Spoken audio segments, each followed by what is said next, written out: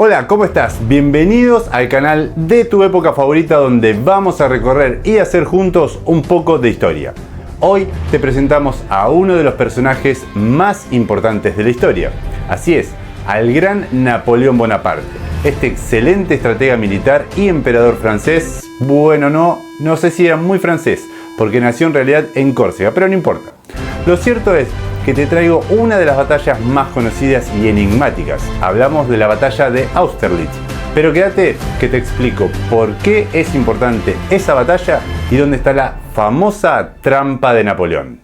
También llamada la batalla de los tres emperadores o la batalla de Austerlitz, fue el gran triunfo de Napoleón. Mira, en 1805 Napoleón Bonaparte derrotó en Austerlitz a las fuerzas combinadas de Austria y Rusia, que le superaban en número, en una de las victorias más brillantes de la historia militar. El 2 de diciembre de 1805, tres grandes ejércitos se encontraron frente a frente cerca de Austerlitz, en la actual República Checa. A un lado estaban las tropas de Napoleón Bonaparte, que ascendían a algo menos de 68.000 hombres. Al otro, casi 90.000 soldados rusos y austríacos, que era una diferencia enorme.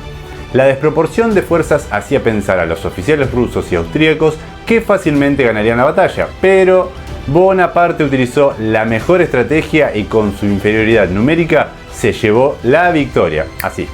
La batalla de los tres emperadores, como también se la conoce, es considerada como una de las victorias militares más importantes de Napoleón y una demostración de su genio táctico, además de una de las más brillantes de la historia de la estrategia militar. Gracias a ella logró romper la coalición que se había formado contra él y abrir la puerta a casi una década de hegemonía francesa en Europa. Temerosos del creciente poder militar de Francia bajo el mando de Napoleón, en 1803 una serie de países habían formado una alianza conocida como la Tercera Coalición.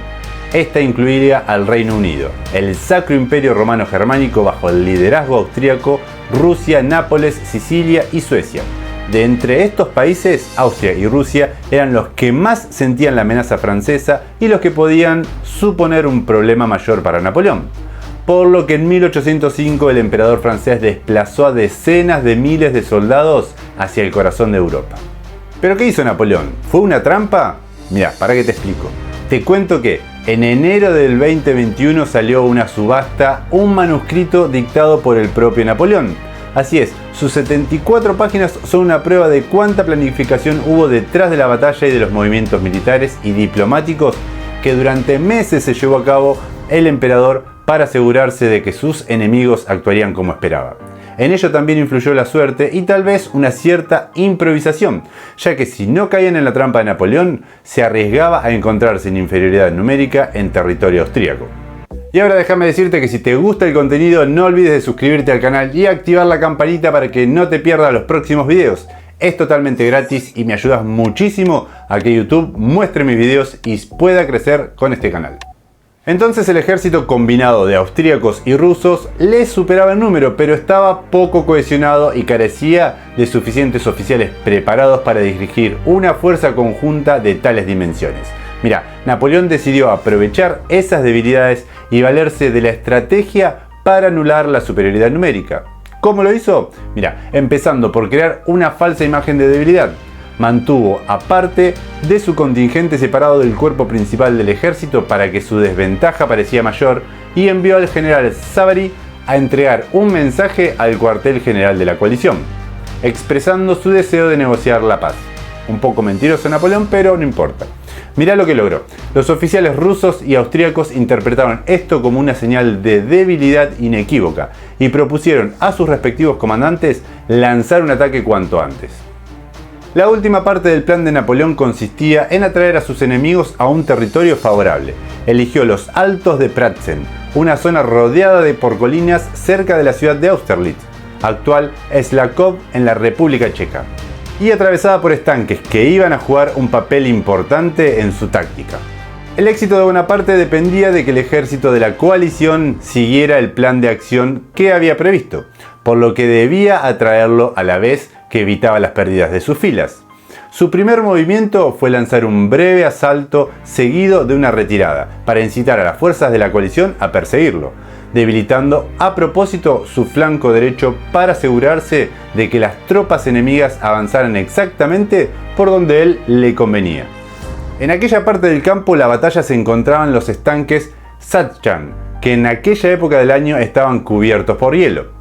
Cuando las fuerzas aliadas los estaban atravesando, la artillería francesa que hizo abrió fuego y rompió el hielo, provocando que muchos soldados se ahogaran en las aguas heladas con sus caballos y hundiendo la artillería enemiga.